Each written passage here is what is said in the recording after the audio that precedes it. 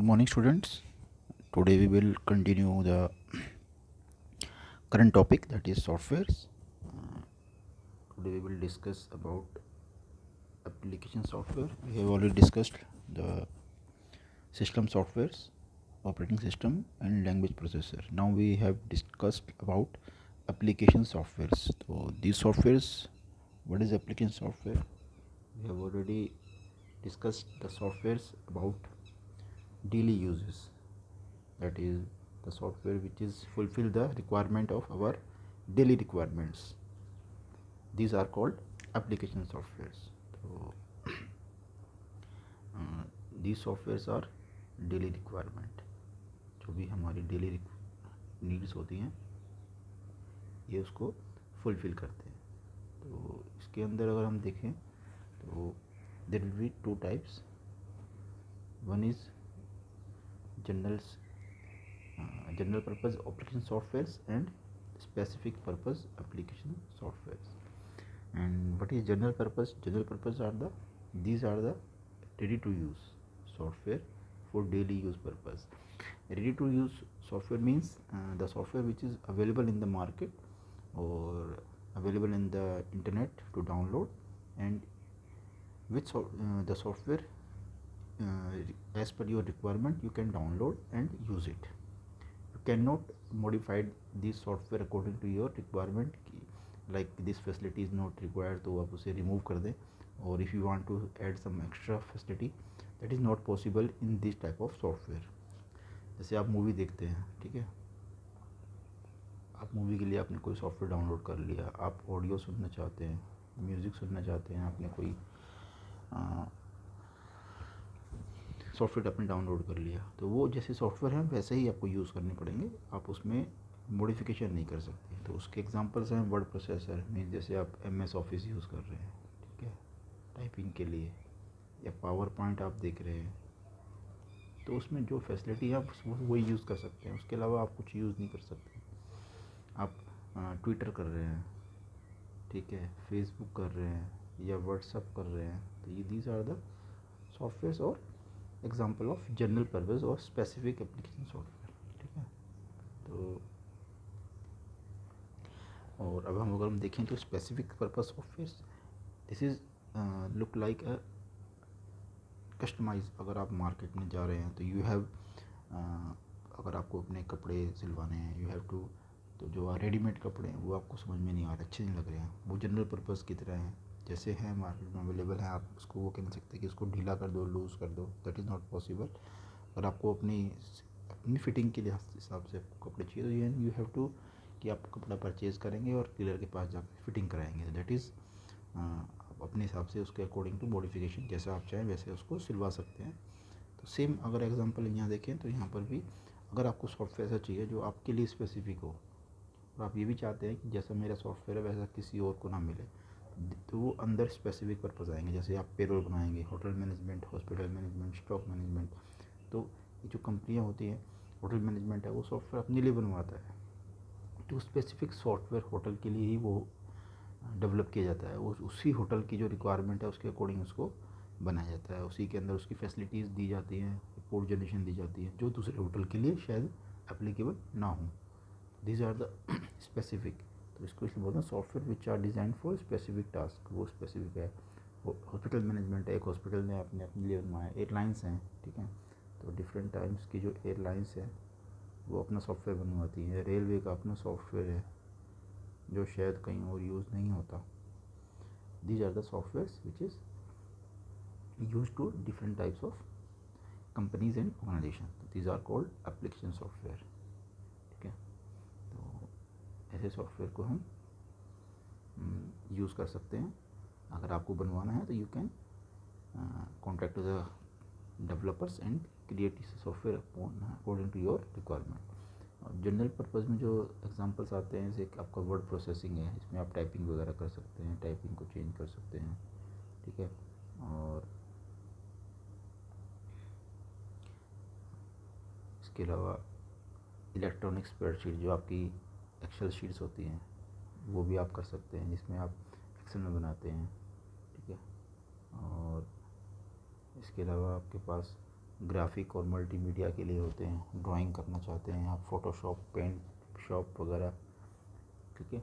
These are the examples of database है। अगर आप डेटाबेस यूज़ कर रहे हैं, कोई डेटा स्टोर कर रहे हैं बड़ा, जैसे आपका गूगल है, गूगल विल स्टोर है डेटाबेस, वो बहुत बड़ा डेटा उसको स्टोर करना है तो वो डेटाबेस यूज़ करते हैं। और डेस्कटॉप जैसे आपके टाइपिंग वगैरह के, कोरल ड्रॉ जैसे आपके रिज्यूम टाइप होता है, कोई आपकी टाइपिंग वर्क होते हैं जो ये आजकल ऑपरेटर बैठे रहते हैं, तो this are the software only. ये ऑल आर जनरल पर्पज़ हैं, तो ये ऑलरेडी बने हुए हैं, आप इनको बस यूज़ कर रहे हैं अपनी according to need. Specific purpose में बहुत सारे है, जो मैंने एग्जांपल दिया आपको, पेरोल, मेडिकल है, हॉस्पिटल, होटल है, लाइब्रेरी के लिए है, एयरलाइंस के लिए, रेलवे के लिए, बस के लिए है, स्टॉक इन्वेंट्री मैनेजमेंट, ये सब all are the specific purpose and under the category of application software. Third one is utility software, तो हम थर्ड टाइप यहाँ डिस्कस करेंगे। ऑलरेडी हम सिस्टम सॉफ्टवेयर और एप्लीकेशन सॉफ्टवेयर को डिस्कस कर चुके हैं। That third one is utility software. तो ये सॉफ्टवेयर कौन से होते हैं? ज़्यादा softwares that assist the OS. Assist मतलब हेल्प करना, OS means operating system, in carrying out certain specialised task are called utility software. Actually, they are help the operating system to improve the performance of computer or to maintain the computer system. Like antivirus, सबसे पहले antivirus क्या करता है? It scan the system for any virus and delete it, और delete करने के बाद उसको आइसोलेट कर सकता है या उसको हिडन कर सकता है। तो इससे क्या होता है? आपकी परफॉर्मेंस बढ़ जाती है। ऑपरेटिंग सिस्टम खुद में एंटीवायरस नहीं होता, वो खुद को वायरस उसको स्कैन नहीं कर सकता और डिलीट नहीं कर सकता। That's why antivirus software which is use to remove the virus and help the OS to improve the performance of computer. तो this are the called utility software. Second one is compression. Compression मतलब आपकी compress zip file आपने सुनी होगी। तो ये क्या करता है कि बहुत सारी बड़ी फाइलों को जिप करके कंप्रेस करके एक सिंगल कंबाइंड फाइल में कन्वर्ट करता है, which is easy to send, easy to communicate और ट्रांसफ़र, उसे शेयर करना आसान हो जाता है। अगर आपको मेल में कोई फाइल भेजनी है तो मेल में आप 25 MB से ज़्यादा की फाइलें नहीं भेज सकते, तो दैट्स वाई हम वहाँ कंप्रेस कर लेते हैं। 80-90 MB की फाइलें कंप्रेस होकर 20-25 MB के अंदर आ जाती हैं, ठीक है। तो these are the tools of utility. There will be a disk cleanup.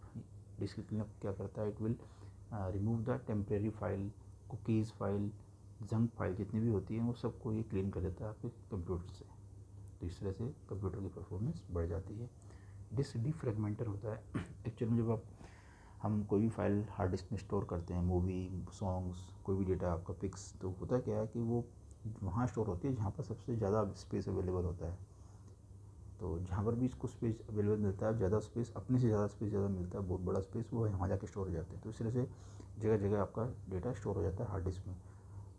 खुद थोड़े दिनों बाद ऐसा होता है जब एक बहुत बड़ी फाइल आती है, मान लो आप 1 GB की कोई फाइल स्टोर करना चाहते हैं और आपके यहाँ पर आपकी हार्ड डिस्क में 3 GB का स्पेस अभी बाकी है, बट वो 3 GB एक साथ अवेलेबल नहीं है, वो थोड़े थोड़े टुकड़े टुकड़ों में है, क्योंकि बिकॉज हर एक फाइल ने अपने अपने एरिया में कब्जा किया हुआ है। तो होता क्या है? तो डिस्क डिफ्रेगमेंट क्या करता है? उन सभी फाइल्स को शिफ्टिंग करते हुए उन सबको एक साइड कर देता है। एक साइड मतलब उनको जो सीक्वेंस में स्टोर कर देता है। सीक्वेंस में स्टोर करने के बाद आपको लास्ट में बहुत ज़्यादा स्पेस बच जाता है, जिससे कि बड़ी फाइलें उसके अंदर आकर स्टोर हो जाती है। तो ये रीअरेंज कर देता है फाइल्स को और उसको कंटिन्यूस लोकेशन पे स्टोर कर देता है। बीच में स्पेस ब्रेक होते हैं वो सबको रिमूव कर देता है। तो जिससे आपकी हार्ड डिस्क की परफॉर्मेंस बढ़ जाती है। बैकअप से क्या होता है? आप सबको पता है, बैकअप से अपने मोबाइल और सिस्टम का बैकअप ले सकते हैं, जिससे इन केस अगर आपका सिस्टम क्रैश होता है तो यू कैन डेटा रिस्टोर कर सकते हैं। ये भी एक आपकी सॉफ्टवेयर है जो ओएस को हेल्प करता है। एक फाइल मैनेजमेंट टूल है। आपके जितने भी आप कंप्यूटर में जो भी फाइल खोलते हैं, माइक, पीसी या जो भी आप फोल्डर खोलते हैं या फोल्डर क्रिएट करते हैं, कॉपी पेस्ट करते हैं, वो सब फाइल एक्सप्लोरर का होता है। तो वो एक फाइल मैनेजमेंट टूल है जिससे आप अपनी फाइल को देख सकते हैं, कॉपी कर सकते हैं, अपडेट कर सकते हैं। और रिस्टोर और बैकअप एक साथ काम करते हैं।